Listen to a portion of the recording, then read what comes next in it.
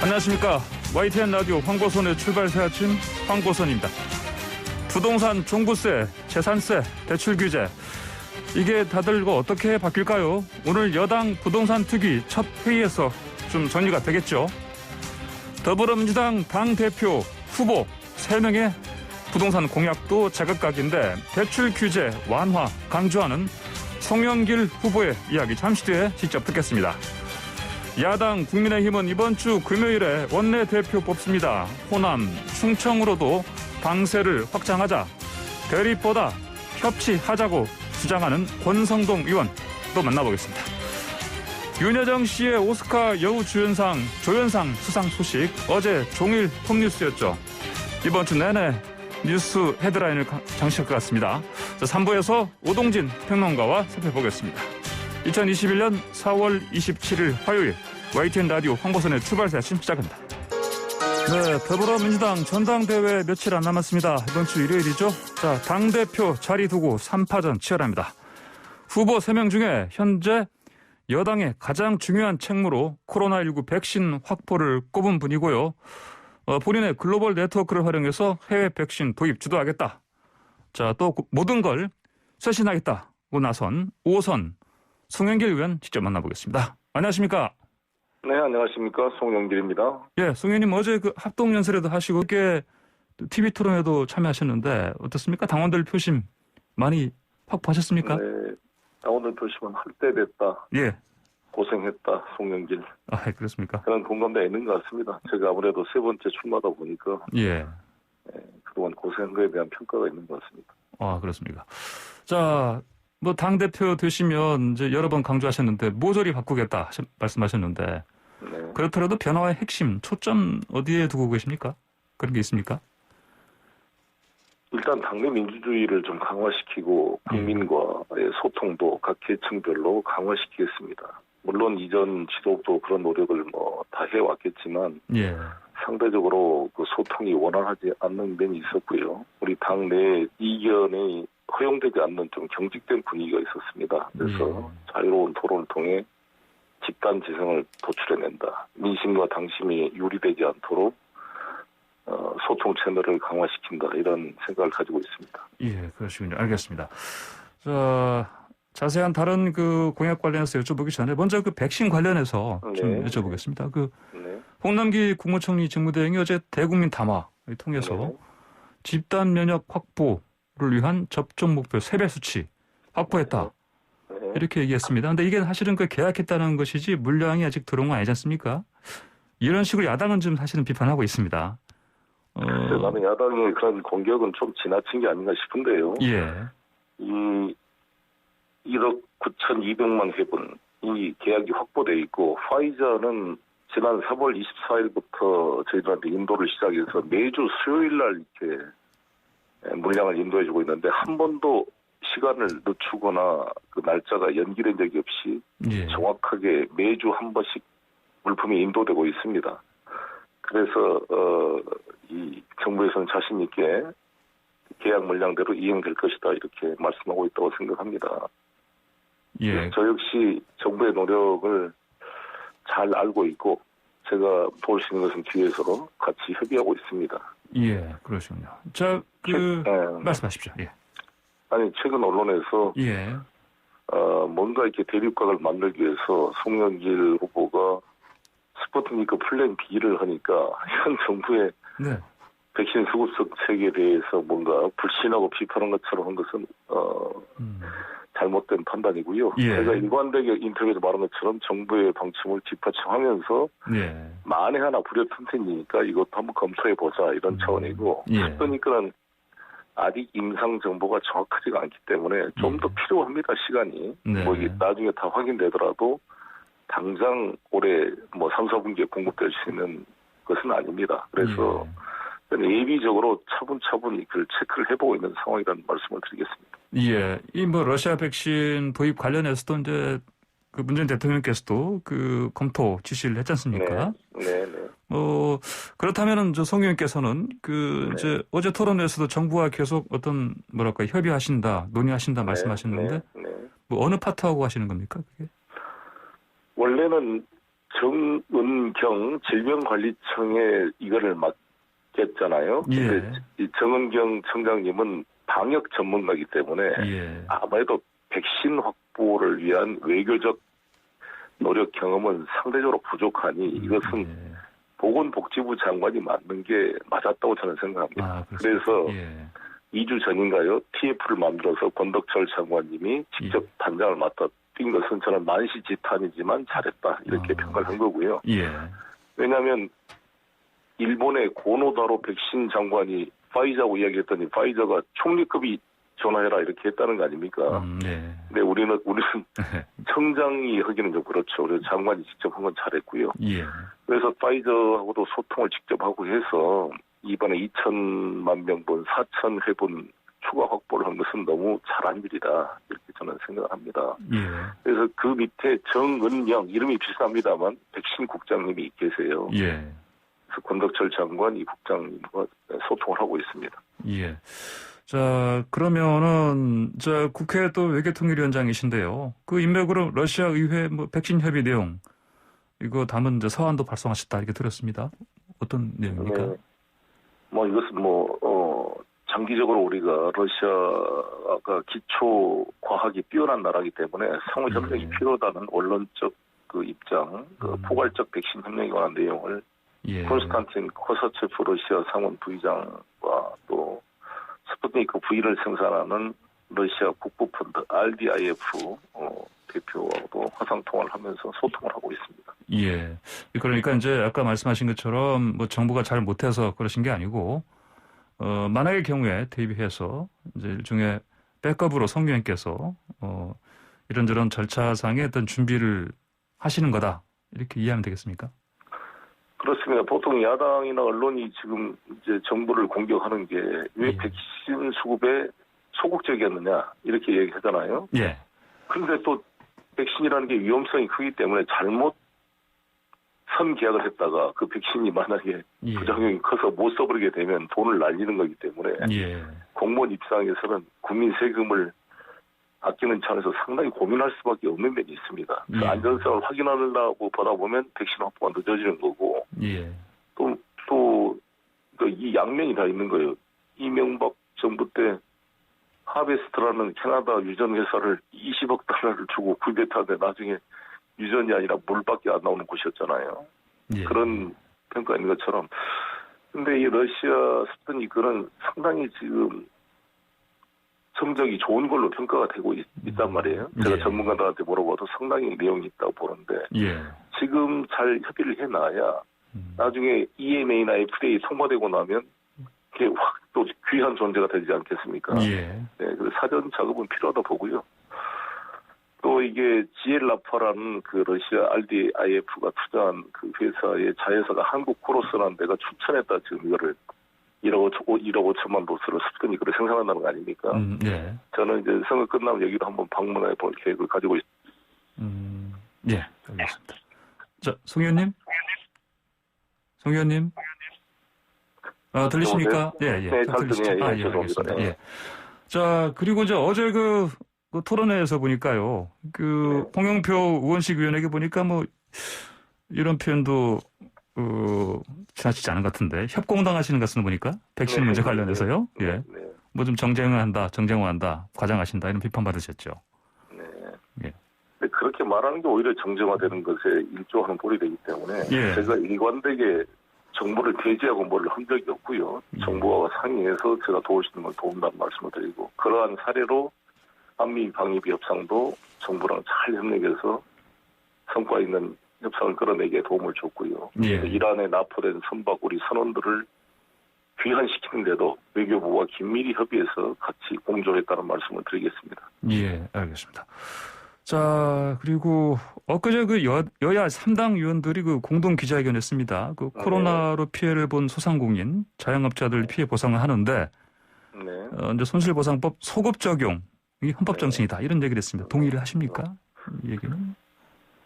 당연히 헌법 23조에 따르면은, 어떤 공공복리 등을 위해서 재산권 행사를 제한했을 경우에 정당한 보상을 하도록 되어 있습니다. 그러나 이제 우리 재정 상황들을 감안해서 어느 정도까지가 가능할지를 제가 당대표가 되면 정부와 긴밀히 상의하도록 하겠습니다. 제가 내놓는 법안이 임대료 50% 인하 법안도 저도 내놨는데 예. 손실보상법 내용 중에 하나이기도 합니다. 근데 어제 TV 토론에서도 말씀드렸지만 봉건제 시대 때도 흉년이 들어서 소출이 줄어들면 그 소정료를 깎아주는데 예.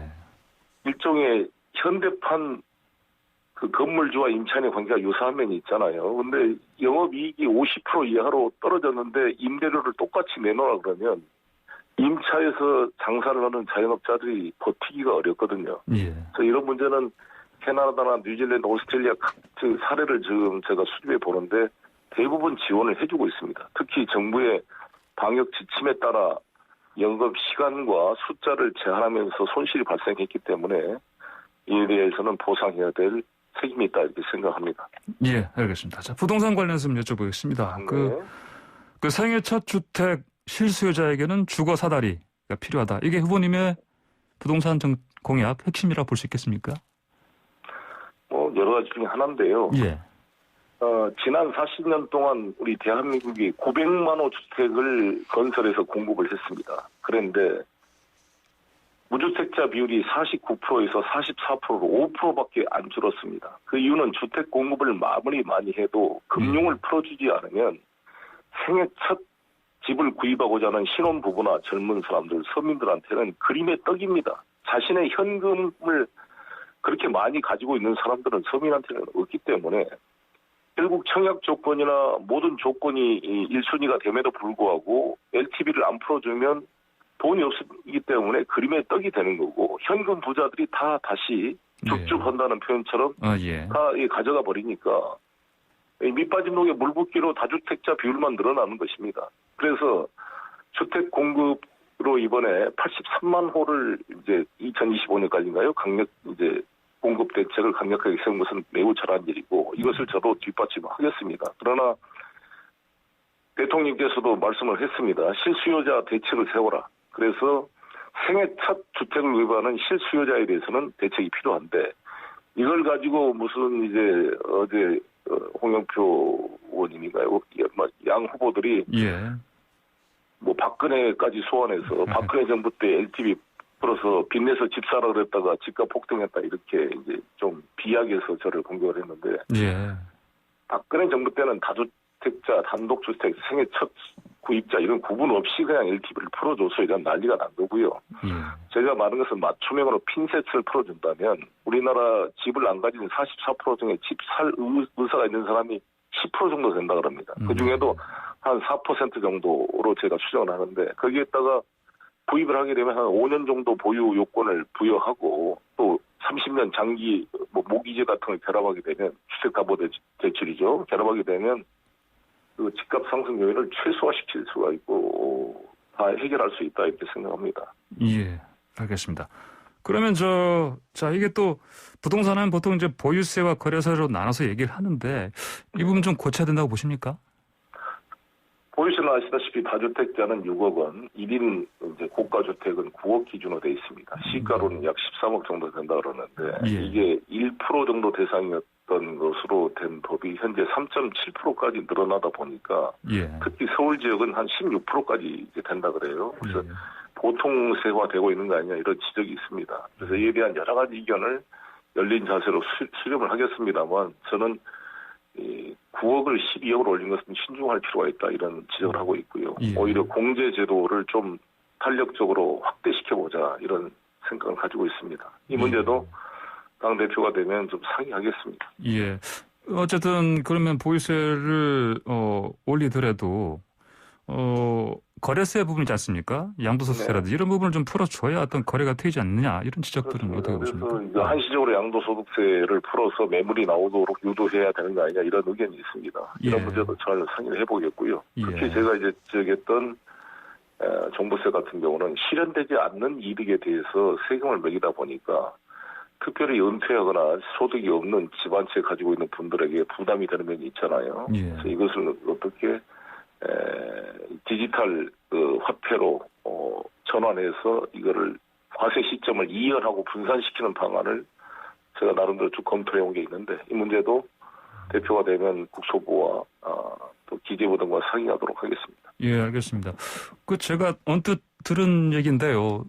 송 의원님 이제 공약을 보면은 이게 뭐 당대표가 아니라 대권 도전용 아니냐. 이런 얘기 혹시 들으신 적 없습니까? 그건 아니고 예. 말대로 우리 당은 당규상 당 대표가 되면 대선에 출마할 수 없게 되죠. 예, 그렇죠. 저는 이제 우리 훌륭한 우리 당의 대선 후보들이 다 빛이 나도록 잘 뒷받침하는 플랫폼 역할을 하겠다는 것이고요. 예.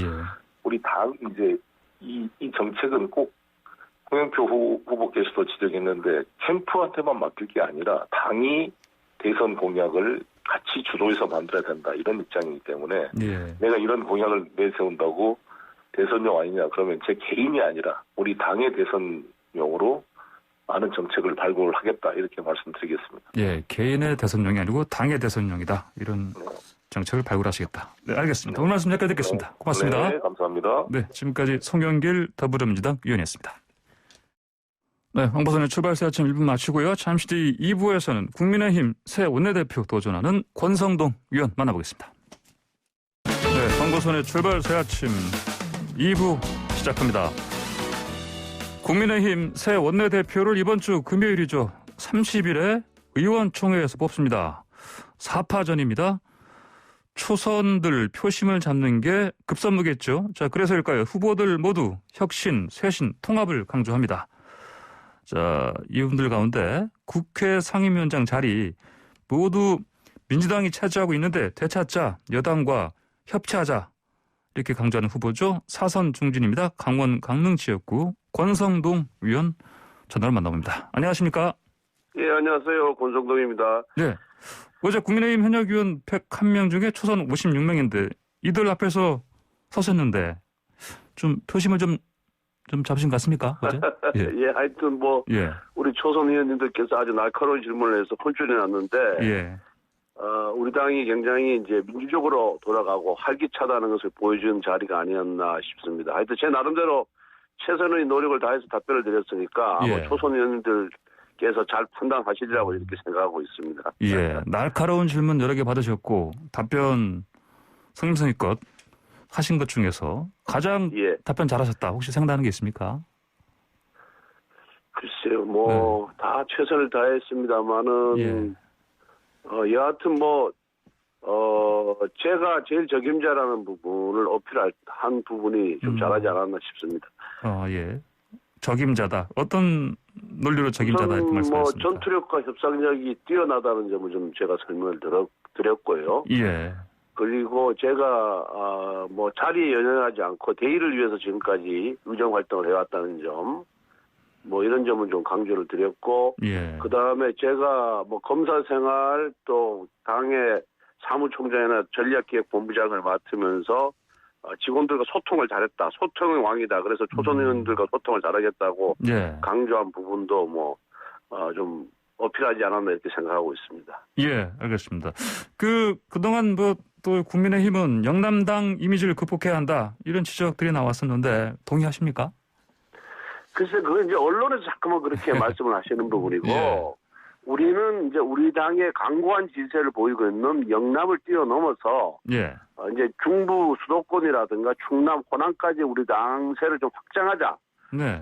의미로서 이제 전국 정당을 기하자라고 그러는데, 자꾸만 언론에서 영남당 이미지, 영남 꼰대당 이렇게 부정적으로 써서 저는 굉장히 불쾌하고요, 사실은. 예. 우리 영남에 계신 우리 당 지지자들이 사실 우리 당이 어려울 때나 또 잘 나갈 때나 못 나갈 때 지지해 주셨던 분들이거든요. 예. 그래서 우리는 그분들에 대한 무한한 그런 감사의 마음을 갖고 있고, 다만 취약한 지역을 좀 더 당세를 확장하자는 그런 취지에서 말씀을 드리는 건데, 자꾸 영남당 이미지를 탈피하자 그러니까, 네. 영남에 계신 분들이 예. 이런 말씀 드리면 좀 불쾌하지 않을까 저는 걱정이 됩니다. 알겠습니다. 예. 그럼 호남 충청 쪽 당세 확장 이건 구체적으로 어떤 방식으로 하실 생각이십니까? 결국은 정당이라는 게 이제 선거를 통해서 국민의 마음을 얻어야만 되는 거 아니겠어요? 예. 그런 점에서 우리 당이 그동안 과거에 큰 잘못을 저질렀고 그 잘못에 대한 진지하고 솔직한 반성이 부족했다라고 국민이 느끼고 있기 때문에 그런 부분에 있어서 계속해서 사과의 말씀을 드리고 우리 당이 낮고 겸손한 자세로 정말 국민을 위한다는 진정성을 보이는 것 외에는 또 별다른 길은 없다 이렇게 생각하고 있습니다. 예, 알겠습니다. 그 앞으로 초선 의원들과 그 소통이라든지 초선 의원들의 그 당내 역할 어떻게 설정하실 겁니까? 우선 초선 의원님들이 우리 당 국회의원들의 절반 이상을 차지하고 계시고요. 또 그분들 중에서는 굉장히 그 국회에 들어오기 전에 전문성을 갖고 계신 분들이 굉장히 많습니다. 그래서 그분들이 능력을 사장시키는 거는 당의 발전을 위해서는 굉장히 손해되는 일이고요. 그래서 그분들이 역량이 최대한도로 발휘할 수 있도록 당 대표와 원내대표가 그분들을 적재적소에 배치하고 대선 과정에서 제대로 활용을 해야 된다 이렇게 생각을 하고 있고 예. 또 그분들과의 그런 끊임없는 소통을 통해서 우리 당이 잘못된 길이 아닌 바른 길로 갈 수 있도록 특히 젊은 세대의 눈높이에 맞춰서 당이 운영되도록 해야 된다고 생각하고 있습니다. 예, 알겠습니다. 자, 아까 권 의원께서 앞으로 그 원내대표 적임자다 이렇게 설명을 잘 하셨다 말씀하셨는데 그 평가들을 보면요, 당내 개혁 성향이다, 중도 예. 포용 성향이다 이런 평가 들리는데 합당한 평가입니까? 예, 그렇습니다. 저는 항상 제 개인의 이익보다는 당의 이익, 또 당의 이익보다는 국가의 이익, 국민의 생각에 맞춰서 의정 활동을 해왔기 때문에 예. 그렇게 저 자신도 자부하고 있습니다. 예. 그 원내대표가 되신다면 거대 여당을 상대해야 합니다. 특별한 전략이나 기치 이런 거 세우신 게 있습니까? 지난 21대 국회 180석을 가진 민주당은 사실상 의회 독재, 다수결 독재를 해왔거든요.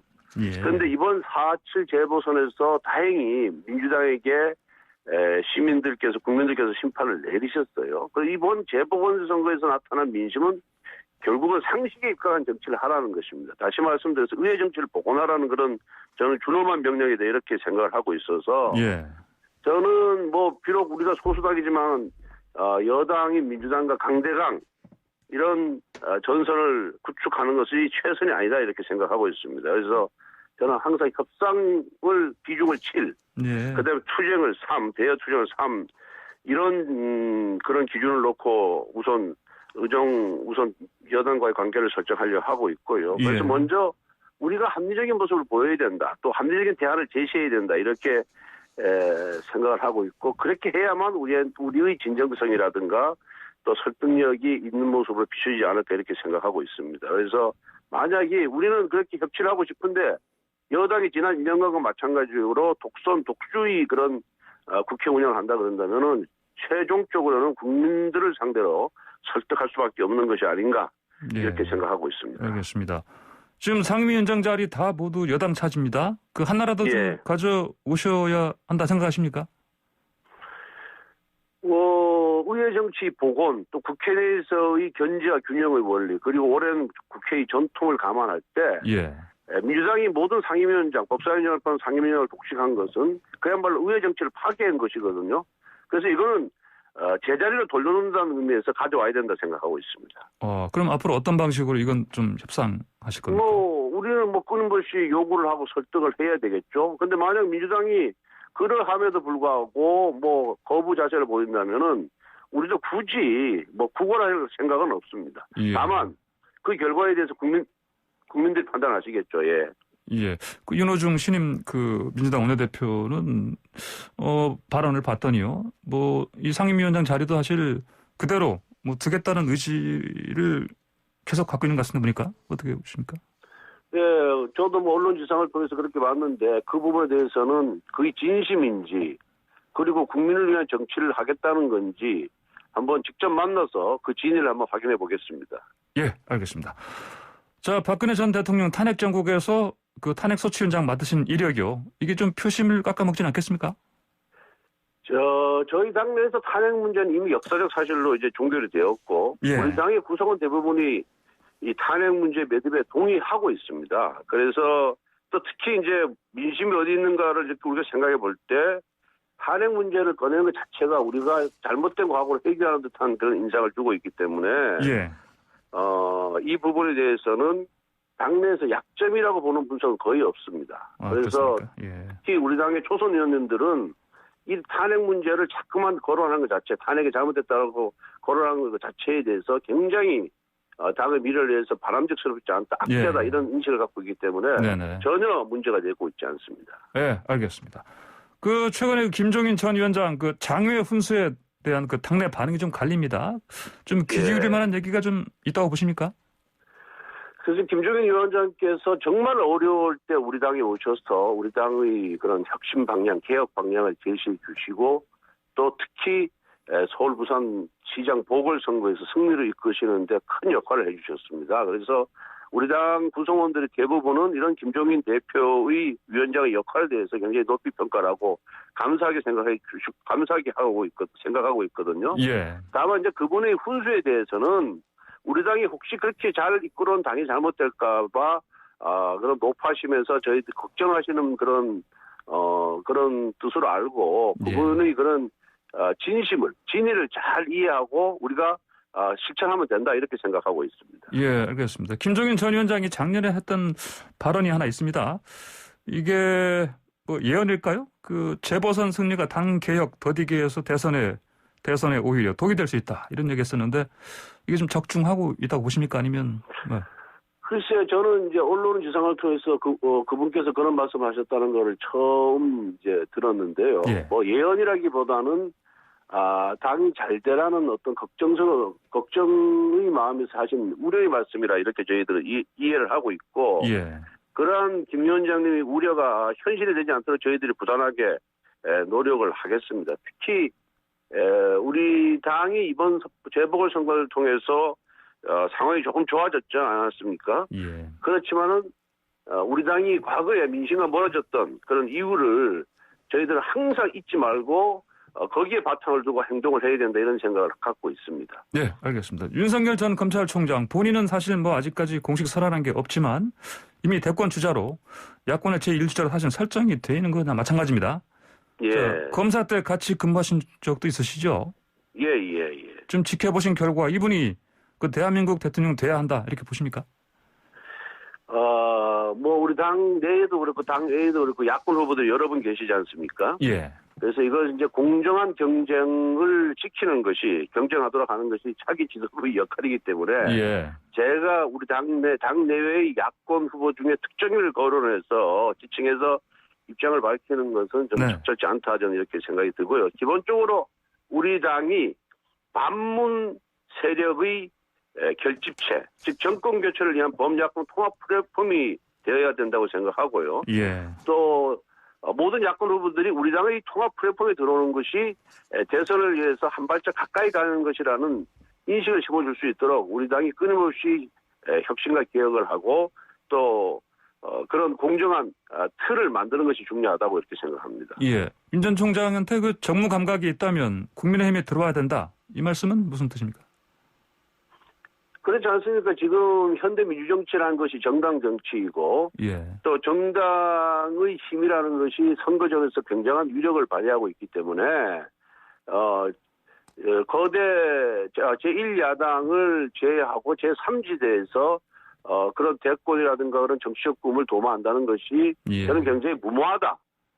그렇게 판단이 들었기 때문에 우리 당에 들어오는 취지에서 그런 말씀을 드렸던 것입니다. 예, 알겠습니다. 아까 박 전 대통령 탄핵 말씀드렸었는데 이거 말고요. 그 두 전직 대통령 사면, 이 사면은 좀 어떻게 생각하십니까?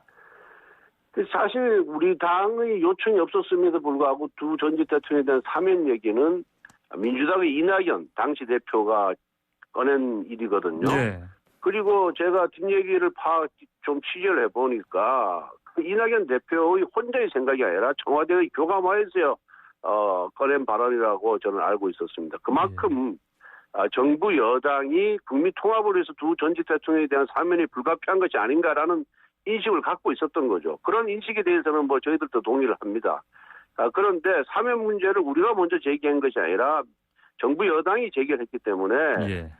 이제 푸는 문제도 정부 예. 여당의 결단이 있어야 된다 이렇게 생각하고 있습니다. 예, 알겠습니다. 오늘 말씀 여기까지 듣겠습니다. 고맙습니다. 예, 감사합니다. 네, 지금까지 권성동 국민의힘 의원이었습니다. 네, 황보선의 출발새 아침 2부 마치고요. 잠시 뒤 3부에서는요. 자, 어제 오스카 여우주연상 수상한 배우 윤여정 씨 관련해서 오동진 영화평론가와 함께 자세한 얘기 나눠보겠습니다.